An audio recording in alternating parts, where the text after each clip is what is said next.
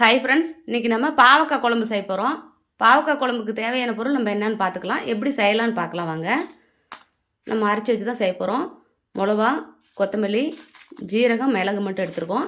2 காஷ்மீரி மிளகா சேர்த்துருக்கேன். அது வந்து நம்ம வேணும்னா சேர்த்துக்கலாம், வேண்டாம்னா விட்டுறலாம். கலருக்காக தான் நான் சேர்த்துருக்கேன். வெந்தயம் சேர்த்துக்கலாம் கூடையே. வெந்தயம் சேர்த்துக்கிட்டோம் அப்படின்னா நல்லா குழம்பு மணமாக இருக்கும். அதுக்காக தான் வெந்தயம் கொஞ்சமாக எடுத்துருக்கேன்.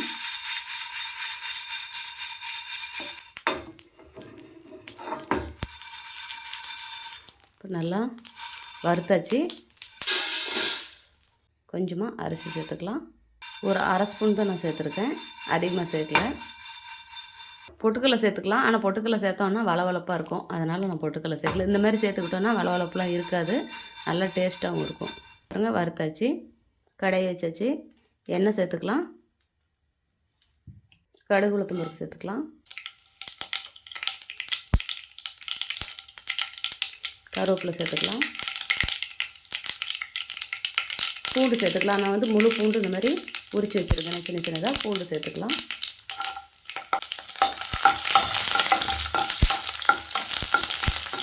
சின்ன வெங்காயம் சேர்த்துக்கலாம்.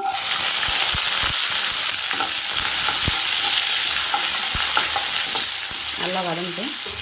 ஒரே ஒரு தக்காளி சேர்த்துக்கலாம்.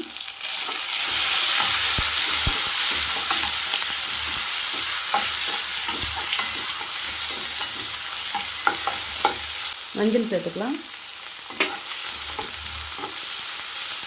இப்போ நம்ம அந்த மிளகா கொத்தமல்லி வறுக்கும்போது நல்லா ஒரு 2 ஸ்பூனு தேங்காய் சேர்த்துக்கலாம். துருவன தேங்காய் நான் 2 ஸ்பூன் சேர்த்துருக்கேன். இந்த அளவுக்கு எடுத்துகிட்ட போதும். நான் ஒரு பாவக்காய் தான் எடுத்துருக்கேன், அதனால் இவ்வளோ போதும்.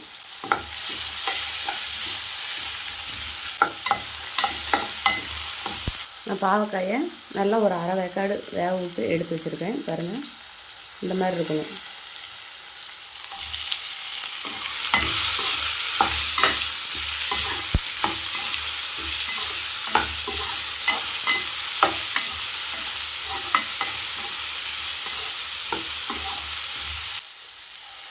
அரிசி வச்சு மிளகா, கொத்தமல்லி, தேங்காய் துருவல் சேர்த்துக்கலாம்.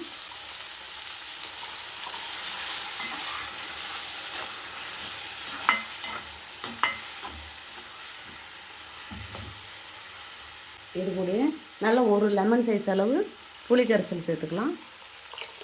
புளி கொஞ்சம் சுருக்குன்னு இருந்தால் தான் நல்லாயிருக்கும். இப்போ நம்ம வந்து சுடுதண்ணிலே பாதி வேக்காடு வந்துருச்சு. இதில் பாதி வந்தால் போதும். நான் இந்த அளவுக்கு தண்ணி வைக்கிறேன், போதும். உப்பு தேவையான அளவு போட்டுக்கலாம்.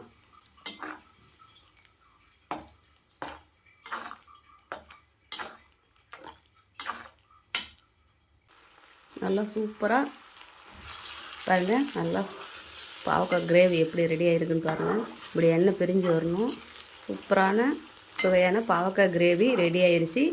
நல்லா இந்த பாருங்கள். இப்போ குழம்பு மாதிரி வேணும்னாலும் நம்ம தண்ணி மாதிரி வச்சுக்கிட்டோம் அப்படின்னா குழம்பு மாதிரி இருக்கும். எனக்கு இந்த மாதிரி இருந்தால் சுட சாதத்துக்கு நல்லாயிருக்கும். நான் இப்படி வச்சுக்கிட்டேன். இதேமாதிரி நீங்களும் உங்கள் வீட்டில் செஞ்சு பாருங்கள். செஞ்சு பார்த்துட்டு எப்படி இருக்குன்னு எனக்கு ஒரு கமெண்ட் பண்ணுங்கள், லைக் பண்ணுங்கள், ஷேர் பண்ணுங்கள், ஒரு சப்ஸ்கிரைப் பண்ணிடுங்க.